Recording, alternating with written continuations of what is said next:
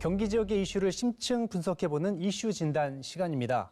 민선 8기 경기도가 출범한 지 1년이 지났습니다. 김동연 경기지사, 지난 1년간 기회 수도 경기도에 초석을 다졌다는 호평과 함께 피부에 와닿는 정책보다는 거시적인 공약에 매몰돼 있다는 지적도 있었는데요. 김동연 지사의 1년을 돌아보고 앞으로의 과제와 방향을 논의해 보겠습니다. 경기도의회 의원 두 분 모셨습니다. 더불어민주당 광주 2지역구의 임창 의원 그리고 국민의힘 양평 2지역구의 이혜원 의원입니다. 반갑습니다. 안녕하세요. 반갑습니다. 어서 오십시오. 자, 우선 김동연 경기지사 1년에 대한 총평으로 시작을 해볼까 하는데요. 100점 만점이라고 하면 성적표에 몇 점을 주고 싶으신지 먼저 임창 의원님부터 하겠습니다. 네. 1년이라는 짧은 임기를 보고서 평가를 하고 또 그에 대한 점수를 준다는 건 좀 어려운 것 같습니다. 임기의 4분의 1, 하루로 보면은 이제 새벽 6시를 지나고 있는 겁니다. 지난 6월 여론조사에서 광역자치단체 중 1위를 했습니다. 특히나 지지 확대 지수가 112.6이 나왔는데요. 당선 득표율 대비 현재 지지도가 증가한 유일한 광역자치단체장이라고 볼 수 있을 것 같습니다. 임기 초반이지만 시민들이 원하는 도정을 추진한다는 의미에서 저는 한 80점을 조금 넘긴 81점을 드리고 싶습니다. 하지만 시간이 지날수록 도민들께 신뢰를 받으면서 더 높은 점수를 받을 거라고 믿고 있습니다. 네. 자, 분야별로 하나씩 살펴보겠습니다. 취임 초에 김동연 지사가 변화의 중심 기회의 수도 경기를 내세웠습니다. 9대 분야 295개 실천 과제를 제시를 했었는데요. 그중에서 성과를 낸 것과 핵심 공약들을 중심으로 해서 1년 도정을 평가해 보겠습니다. 자, 우선 눈에 띄는 것이 투자 유치입니다. 반도체, 신소재 등 미래 신산업 중심으로 10조 원의 투자 유치를 달성을 했는데 이 정도면 임기 내에 100조 원의 투자 유치를 하겠다라고 했던 공약 가능하겠습니까? 경기 도정에는 그 3대 목표가 있습니다. 그 비전이 있는데요. 투자 유치는 그 첫 번째 비전인 더 많은 기회와 연결이 됩니다. 이 경기도의 새로운 성장 동력을 찾고 또 시장에 활력을 불어넣어서 더 많은 일자리를 창출하는 전략입니다. 저는 김동연 지사의 그 100조 원을 달성하겠다는 어떤 양적 측면은 경기도가 가지고 있는 잠재력으로 봤을 때 충분히 가능하다고 봅니다. 하지만 더 고민해야 될 것은 질적 성장이라고 봅니다. 반도체, 바이오, 첨단 모빌리티, AI, 빅데이터 등 현재 미래 산업을 위한 투자, 혁신 성장을 준비할 때인데요. 김동연 지사는 스스로를 돈 버는 도지사라고 말했습니다. 경제, 행정 전문가를 넘어서 기존에 가지고 계신 글로벌 네트워크를 활용해서 더 많은 투자를 끌어오고 더 많은 일자리를 만들고 더 많은 기회의 비전을 실현해 나갈 것이라고 긍정적으로 평가하고 있습니다. 네, 긍정적인 평가와 함께 100조 원 투자 유치 가능할 것이다 전망하셨고요. 항목도 만만치가 않습니다. 김동연 지사하면 생각나는 게 바로 기회소득인데요. 익숙한 단어가 되긴 했는데 그래도 개념을 정확하게 이해하시는 분들이 그렇게 많지는 않은 것 같아요. 먼저 기회소득이 뭔지 설명 좀 해주실까요? 네. 기회소득은 경기도정의 세 번째 비전인 더 나은 기회와 연결이 됩니다. 우리 사회의 발전에 기여하고 있는 꼭 필요한 가치를 창출한 사람들을 지원하고 이들이 그 가치를 정당하게 보상받을 수 있는 사회를 만들고자 하는 정책입니다. 기회소득에 대한 여러 가지 정의라든지 좀 애매하다라는 분들이 많습니다. 저는 그렇게 좀 정리를 하고 싶습니다. 분명히 우리의 이 활동이 사회적으로는 역할이 있고 의미가 있는데 아직 시장에서는 그거에 대한 제대로 된 평가, 보상이 이루어지지 않는 것. 그런 거에 대해서 김동연 지사는 기회소득이라는 이름으로 조금 더 지원하고 세심하게 바라본다고 생각하고 있습니다. 그래서 저는 이 기회소득을 전통적인 사회복지라는 생각보다는 조금 더 세심한 사회적 관심, 그리고 촘촘한 사회적 투자라고 보고 있습니다. 네, 그 기회소득 개념에 대해서 설명을 해주셨는데요. 김동연 지사가 취임 후 1호로 결제한 것이 비상경제 대응 민생안전 종합계획이었다고 합니다. 고물가, 고금리, 고환율, 3고로 인한 경제 위기의 여파가 지금도 계속되고 있는데요. 서민들의 삶에 직결되는 민생 대책 두 분의 평가 차례대로 들어보겠습니다. 여당의 평가 들어보겠습니다. 네.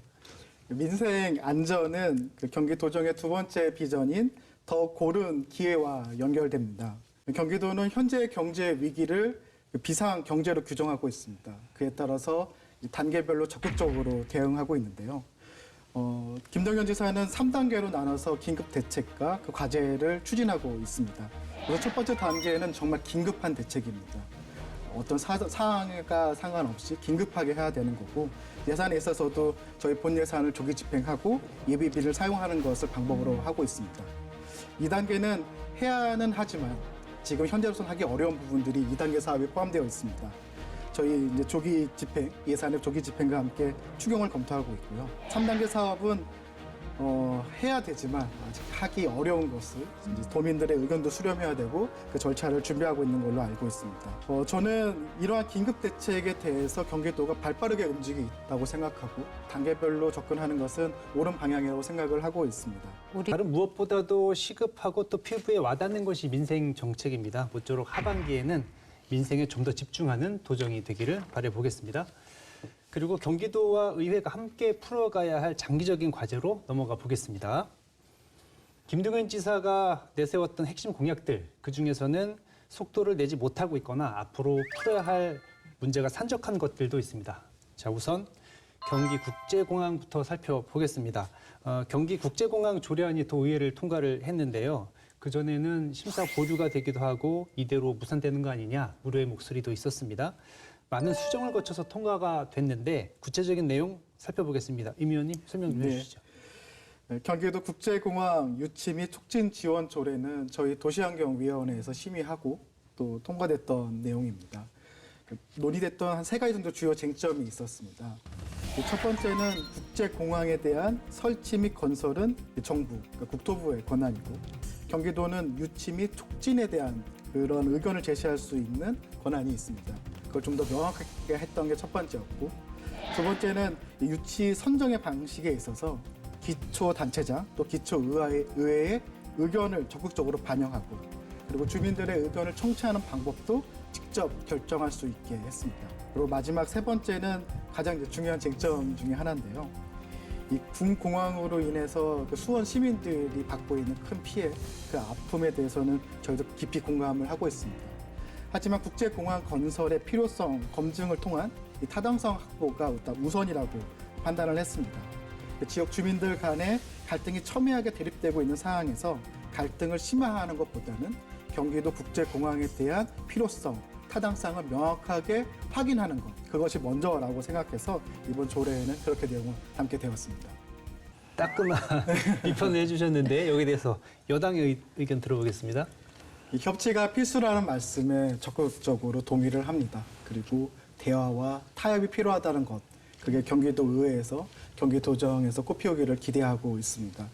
그를 위해서 김동연 도지사, 더불어민주당은 저는 양보도 일정 부분 해야 된다고 생각합니다.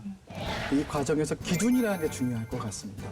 아마도 국민의힘에서 원하는 기준이 있고 또 더불어민주당, 또 김동연 지사가 원하는 기준이 있을 텐데요. 저는 이 더불어민주당의 기준을 훨씬 더 양보하더라도 이 시민들이 생각하는 시민들이 균형에 맞춰진 어떤 기준도 있다고 봅니다. 저는 적어도 우리 경기도에서 협치는 이 두 개의 기준 사이에서 결정됐으면 하는 바람이고 시민들께도 공감받을 수 있는 그 시각에 맞는 저희가 협치를 했을 때 도정도 힘을 받고 또 도민들도 응원을 해주지 않을까 생각을 합니다. 그것이 협치죠. 맞습니다. 네. 알겠습니다. 그 경기도정 잘 되려면 정부와의 조율도 중요하잖아요. 근데 김동연 지사가 가만히 보니까 수도권 그 3명의 광역자치단체장 중에 유일하게 야당입니다. 네. 그래서 그런지 요즘 정부 주요 정책과 현안에 대해서 쓴소리를 많이 하고 계시는데 과연 이게 득이 될런지 식이 될런지 모르겠습니다. 먼저 저는 근데 그렇게 생각을 합니다. 어떤 길을 만들고 노선을 결정하고 그 과정에서 잘못되지 않은 길, 올바른 길로 가는 게 중요하다고 생각합니다. 또 그 국책 사업을 하는 데 있어서의 과정, 행정 절차도 또 올바른 길을 가야 된다고 생각하고 있습니다. 저희는 그런 측면에서 이제 많은 이야기를 드리고 있는 거고요. 아마도 김동연 지사도 그런 잘못됨에 대해서 올바른 생각, 올바른 길에 대해서 의견을 더하는 거라고 생각을 하고 있습니다.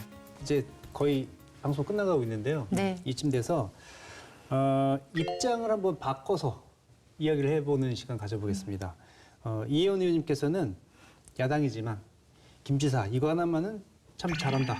인정해주는 칭찬의 한마디 해주시고 그리고 임창희 의원님께서는 여당이지만 우리 김동인 지사님 이러시면 안 되는데 아낌없는 쓴소리 이렇게 한번 해보겠습니다. 먼저 야당의 쓴소리, 야당의 칭찬, 여당의 쓴소리 들어보겠습니다. 네, 저는 김동연 지사가 이제 경제, 행정의 전문가를 넘어서서 계획과 정책을 수립하는 역할을 넘어서서 강력한 정치력을 기반으로 한 실천력이 필요하다고 생각합니다. 특히 민선 8기 경기도정은 큰 두 개의 단어가 있습니다. 바로 변화라는 단어와 기회라는 단어인데요.